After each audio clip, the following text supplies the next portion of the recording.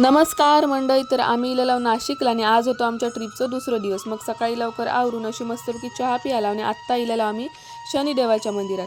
ह्या मंदिर अहमदनगर जिल्ह्यातील एक प्रसिद्ध आणि जागृत तीर्थक्षेत्र म्हणून ओळखला जाता. इकडे देव कोणत्याही गाभाऱ्याशिवाय उघड्यावरच आहे.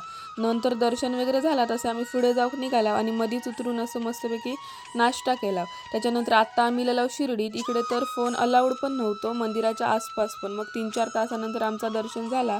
तसा मग गेला महाप्रसादासाठी. महाप्रसाद वगैरे करून आता आम्ही पुढे जाऊन निघालो आणि नाशिक जिल्ह्यातील तपोवनमध्ये इलाव ही प्रभू श्रीरामांची मूर्ती 70 फूट एवढी उंच हा आणि 2024मध्येच अनावरण झाली आहे. त्याच्यानंतर साईडलाच असणारा सर्वधर्म मंदिरात गेला आणि त्याच्यानंतर आपलं राम लक्ष्मण सीता गणपती बाप्पा विठ्ठल रखुमाई राधाकृष्ण असं आपल्या सगळ्या बाप्पांचं दर्शन करून आत्ता आम्ही निघाल्याला पुढे जाऊ. त्याच्यानंतर नाशिकमधील पंचवटी ह्या गोदावरी नदीच्या काठी वसलेला एक पवित्र आणि धार्मिक ठिकाण.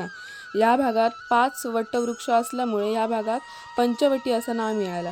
मग पंचवटीचा पण दर्शन घेतला आणि त्याच्यानंतर आमका लागलेली भूक कारण झालेली रात्र. मग गेला हॉटेलात मस्तपैकी असं जेवण केला.